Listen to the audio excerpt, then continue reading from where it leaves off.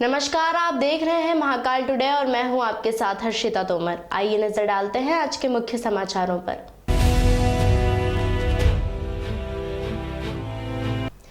उज्जैन के जिला चिकित्सालय में रविवार को मंत्री डॉक्टर मोहन यादव और सांसद अनिल फिरोजिया ने सिटी स्कैन सेंटर का शुभारंभ किया है।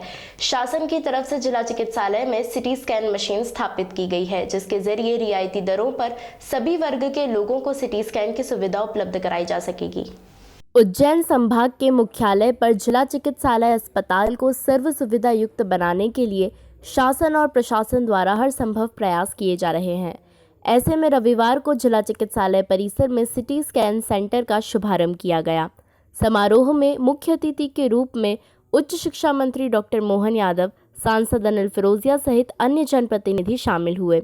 अतिथियों ने फीता काट कर सिटी स्कैन सेंटर का शुभारंभ किया। जिले के स्वास्थ्य अधिकारी ने जानकारी देते हुए बताया कि जिला चिकित्सालय में जो सिटी स्कैन मशीन लगाई गई है वह अत्याधुनिक मशीन है। यह मशीन 24 घंटे काम करेगी और 5 मिनट में मशीन रिजल्ट देने की क्षमता रखती है। सिटी स्कैन की सुविधा शुरू हुई है और ये अत्यंत रियायती दरों पे होगी।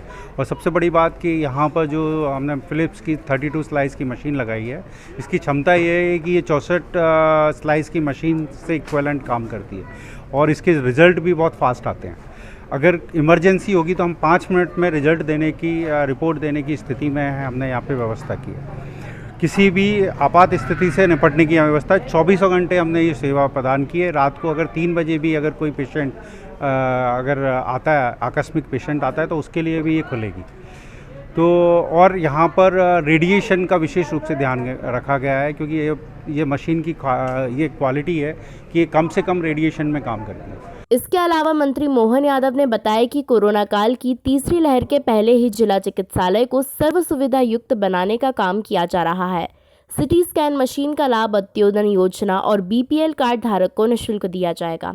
के लिए यशस्वी मुख्यमंत्री हमारे शिवराज सिंह जी चौहान, माननीय हमारे स्वास्थ्य मंत्री प्रभुराम चौधरी जी ने लगातार पूरे प्रदेश के लिए जिस प्रकार से चिंता व्यक्त की है और ख़ासकर कोरोना की तीसरी लहर आए ना आए, लेकिन हेल्थ सुविधाएं सब प्रकार की मिले, तो आज के इस अवसर पर उज्जैन में ये जो सिटी स्कैन मशीन दे करके न्यूनतम शुल्क पर ये जनता को सुविधा दी जा रही है, बहुत बड़ी सौगात है। क्योंकि 4, 5, 6 गुना ज़्यादा चार्ज बाज़ार में लगता है, उसकी तुलना में बहुत कम चार्ज में यह काम होगा। और उम्मीद करेंगे कि हम अपनी रोगी कल्याण समिति और अन्य रेड क्रॉस मदद वगैरह से मजबूती अगर रहेगी तो एक तरह से निःशुल्क भी गरीबों के लिए सुविधा मिलेगी। तो मैं आयुष्मान और बीपीएल में तो फ्री है ही है। मैं माननीय सांसद हमारे अनिल फिरोजिया जी, माननीय विधायक पारस जैन साहब, इस अवसर पर जिला अध्यक्ष विवेक जी, संजय जी, समस्त हेल्थ के हमारे सभी अधिकारीगण, सबको बधाई देना चाहूँगा। और आमतौर पर संभाग केंद्र में ये जो हेल्थ की सुविधाओं की दृष्टि से एक मास्टर प्लान बनाने की बात की है मेरे माननीय सांसद जी, विधायक जी, जिला अध्यक्ष जी, मेरे सभी अधिकारियों के साथ हमने बात की कि प्लान बना करके, क्योंकि अभी ऐसा समय जब हेल्थ पे प्रॉपर सभी सरकारों का ध्यान है, ऐसे में अगर हम संभाग केंद्र का इस अपना ये अच्छा खासा जो सौगातें बची है वो भी लाने में सफल होंगे, और साथ ही साथ मेडिकल कॉलेज की दृष्टि से भी अत्यंत आवश्यक होगा कि हम उसकी भूमिका बनाएं, और उम्मीद करता हूँ कि बहुत जल्दी इस पर काम होगा। वहीं सांसद अनिल फिरोजिया ने कहा कि संभागीय मुख्यालय को ध्यान में रखते हुए उज्जैन में स्वास्थ्य को लेकर और भी सुविधाएं जुटाई जाएगी।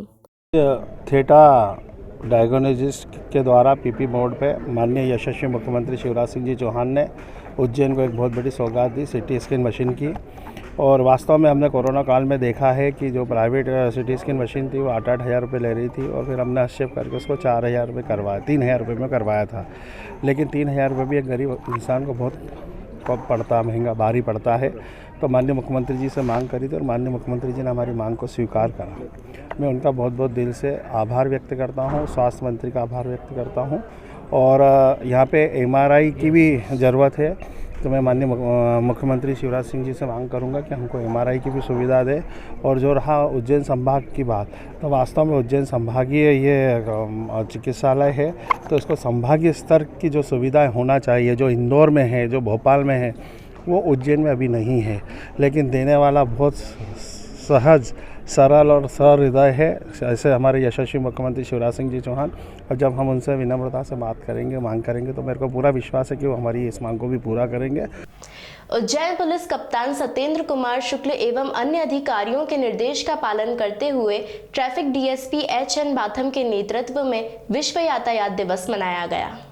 विश्व यातायात दिवस के इस अवसर पर शहर के सभी ऑटो चालक को बुलाकर समझाया गया गुड सैमरिटन, जो विकट परिस्थिति में यदि कोई यात्री बीमार हो गया हो या किसी परिस्थिति में परेशान हो रहा हो तो उसे हॉस्पिटल या उसके उचित स्थान पर पहुंचाने में मदद करेगा। उसको यातायात विभाग से 5,000 का नकद इनाम देकर उसका सम्मान किया जाएगा।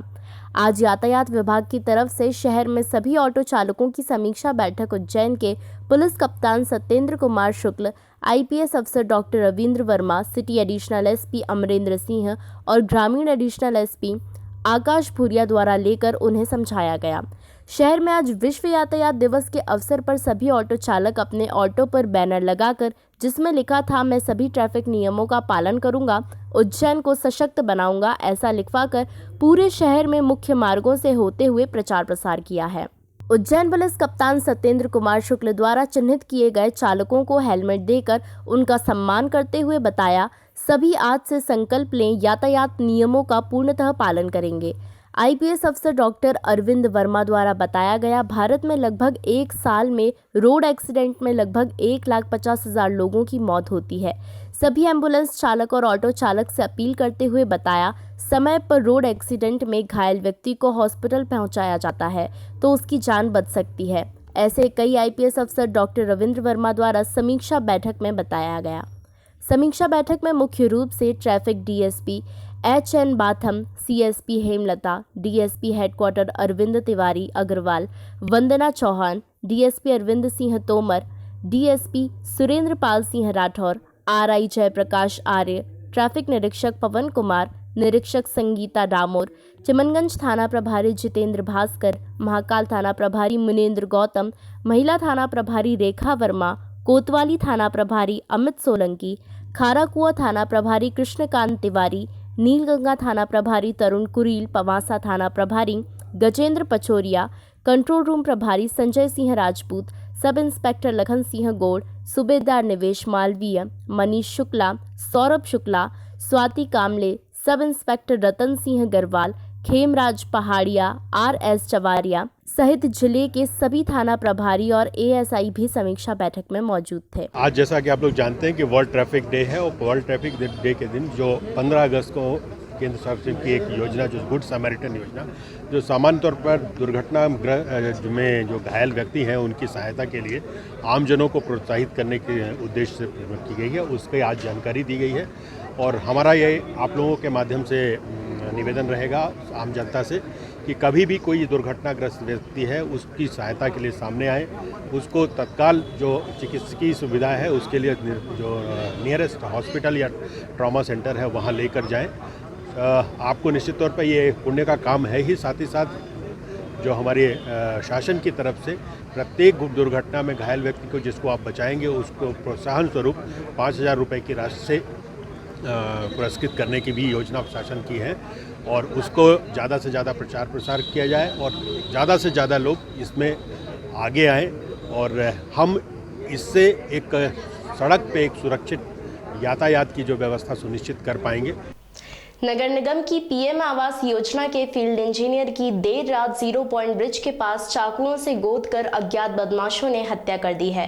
मृतक इंजीनियर इंदौर से शादी में शामिल होकर अपने दोस्त के साथ उज्जैन वापस घर लौट रहा था। पुलिस इस पूरे मामले की तफ्तीश कर रही है। उज्जैन नगर निगम की पीएम आवास योजना की साइट पर फील्ड इंजीनियर की देर रात अज्ञात बदमाशों ने 0 पॉइंट ब्रिज के पास स्थित हृदयेश्वर महादेव मंदिर के मैदान में चाकुओं से गोदकर हत्या कर दी। इंजीनियर इंदौर से शादी समारोह में शामिल होकर दोस्त के साथ बाइक से तिरुपति गोल्ड स्थित किराए के मकान पर लौट रहा था। देवास गेट पुलिस ने हत्या का प्रकरण दर्ज कर आरोपियों की तलाश शुरू की है।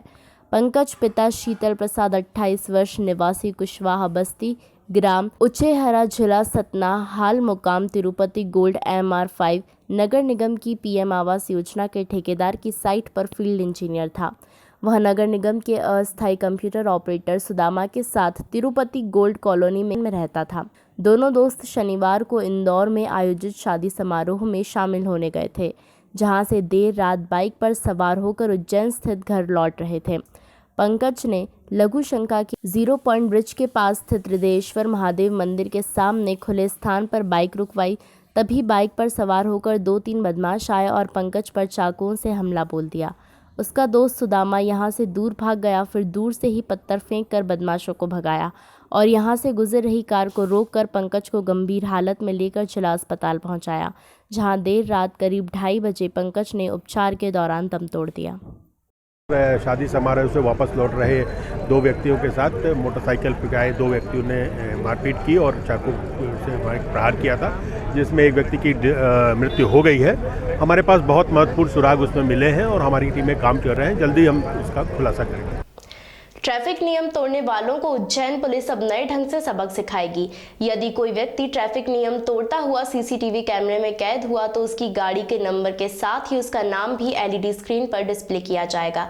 यह एलईडी शहर के 20 से ज़्यादा चौराहों पर लगी हुई है। शहर में अस्त व्यस्त ट्रैफिक को सुचारू रूप से चलाने और सुरक्षा के लिहाज से करीब 20 से अधिक चौराहों पर स्मार्ट सिटी के माध्यम से इंटीग्रेटेड ट्रैफिक सिस्टम लगाए गए हैं। इसके द्वारा शहर के ट्रैफिक को कंट्रोल किया जा रहा है। लगातार समझाइश देने के बाद भी रोजाना कई वाहन चालक स्टॉप लाइन को क्रॉस कर गाड़ी को रेड लाइट पर खड़ा कर रहे हैं।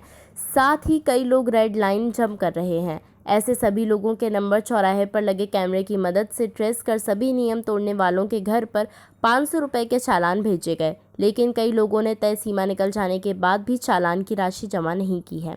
आजकल हम लोग इसको कैमरे के माध्यम से भी करते हैं, हमारे जो ट्रैफिक कंट्रोल में है वो भी है, और खासकर ITMS जो हमारा स्मार्ट सिटी के माध्यम से जो प्रोजेक्ट लगा है उसमें हम वीडियो कैमरे के आधार पर ट्रैफिक वायलेशन करने वालों के खिलाफ चालान की कार्रवाई करते हैं। निश्चित तौर पे जैसा आप लोग जानते हैं ITMS जो हमारा एक ट्रैफिक का मैनेजमेंट सिस्टम है, जिसका स्मार्ट सिटी के माध्यम से उसको क्रियान्वित किया जा रहा है, उसमें ऐसे लोग जो ट्रैफिक नियमों का वायलेशन करते हैं उनके लिए जो उनका चालान करने की प्रक्रिया है उसको भेजा गया उनके पास नोटिस, और उन नोटिस में अगर वो सामने नहीं आते हैं तो उनको करने के लिए सार्वजनिक रूप से उनका नाम दिया गया है। ये पूरा सिस्टम स्मार्ट सिटी के माध्यम से कराया जा रहा है और पूरा इसका उद्देश्य सिर्फ इतना है कि शहर में एक सुरक्षित यातायात बने और लोग यातायात नियमों का पालन करें।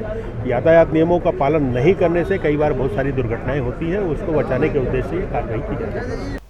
उज्जैन स्वच्छता सर्वे में शहर को स्वच्छता की रैंकिंग में नंबर 1 पर लाने में नागरिकों के फीडबैक का महत्वपूर्ण योगदान रहा है। स्वच्छता सर्वे 2021 में उज्जैन को 2 अवार्ड भी मिले हैं। स्वच्छता सर्वे में देश के 4,320 शहरों के बीच हुए स्वच्छता सर्वे में शहर ने छलांग लगाते हुए नंबर 1 की ओर कदम बढ़ा दिए हैं। इस दिशा में सबसे बड़ा योगदान शहर के नागरिकों का है। स्वच्छता रैंकिंग में शहर को देश में पहला स्थान नागरिक, देश के बाकी शहरों में नागरिकों की भागीदारी हमसे कम रही। शहर के नागरिकों ने सिटीजन फीडबैक में शहर को देश में 1 नंबर पर ला दिया है। शहर में 93.83% नागरिकों ने स्वच्छता सर्वे के दौरान पूछे गए 7 सवालों के सही जवाब दिए। इन 7 सवालों में शहर की सफाई व्यवस्था को लेकर नागरिकों की संतुष्टि जानी गई थी। हमारे नागरिकों ने स्वच्छता टीम को जो जवाब दिए उसके आधार पर शहर देश में इस कैटेगरी में देश में अव्वल हो गया है। देश के 4,320 शहरों के बीच हुए स्वच्छता सर्वे में शहर ने छलांग लगाते हुए नंबर 1 की ओर कदम बढ़ा दिए हैं। नागरिकों ने स्वच्छता टीम के सवालों के जवाब ही सही नहीं दिए, बल्कि स्वच्छता के मापदंडों को भी पूरी तरह अपनाया। इसमें सूखा गीला कचरा अलग रखने, सड़कों पर कचरा नहीं डालने, कचरे में खाद बनाने के लिए सबसे ज़्यादा भागीदारी। ओवरऑल रैंकिंग में शहर ने पूरे भारत में 10वां स्थान पाया है।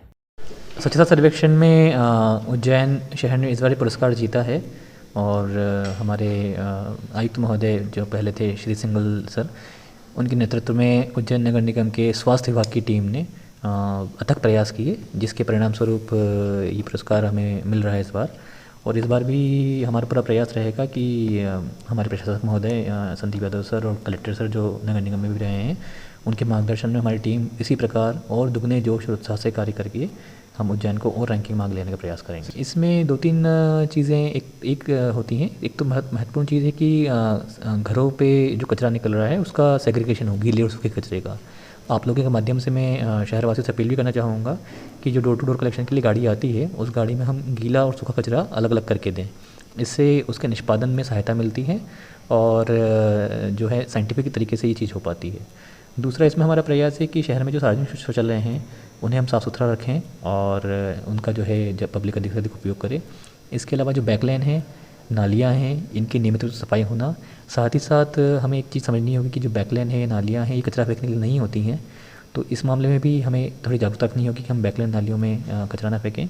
एक नया प्रयास जो हम कर रहे हैं कि हमने शहर में जितने भी सेप्टिक टैंक हैं उनकी मैपिंग करी है और इन सभी सेप्टिक टैंकों में जब इनका जो आयु होती है 2 वर्ष 3 वर्ष उस हिसाब से जब ये पूरे भर जाएँ तो इनकी सफाई करने के लिए नगर निगम की सीवर सक्शन मशीन होती हैं जो हमें आवश्यकता पड़ने पर उपलब्ध कराते हैं।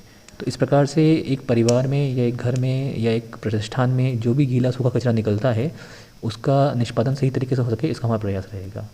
इसके अलावा जो स्कूल्स हैं और होटल्स हैं और कमर्शियल एस्टेब्लिशमेंट हैं, इनमें हमारा प्रयास है कि जो 3R कंसेप्ट होती है, रिड्यूस, रिसाइकल, रीयूज़, उस पे काम करें। तो हम वेस्ट फ्री विद्यालय या वेस्ट फ्री होटल, मतलब बेसिकली वेस्ट जनरेट, तो जो जनरेट वेस्ट हो रहा है उसको कम करें और जो जनरेट हो रहा है उसको या तो वहीं पर जो है कंपोस्टिंग करके खाद बना लें या फिर उससे जो है वेस्ट टू आर्ट टाइप की कुछ चीज़ें कर लें।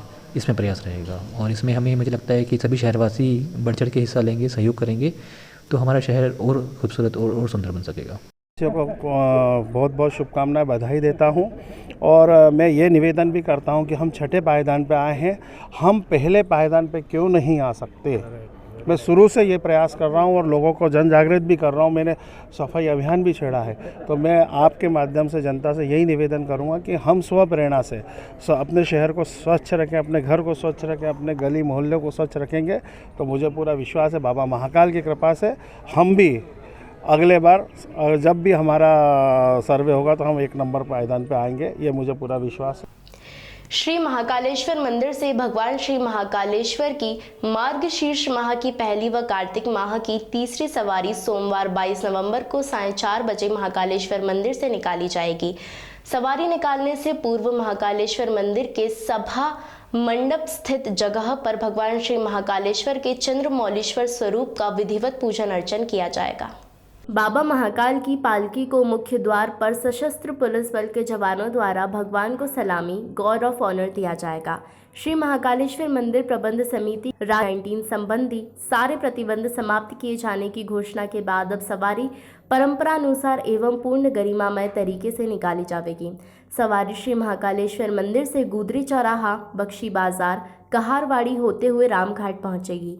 वहां शिप्रा के पवित्र जल से भगवान श्री चंद्रमौलीश्वर का अभिषेक उपरांत सवारी रामघाट से गणगौर दरवाज़ा, मोड़ की धर्मशाला, कार्तिक चौक, खाती का मंदिर, सत्यनारायण मंदिर, ढाबा रोड, टंकी चौराहा, छतरी चौक, गोपाल मंदिर, पटनी बाजार, गुदरी बाजार होते हुए पुनः श्री महाकालेश्वर मंदिर पहुंचेगी।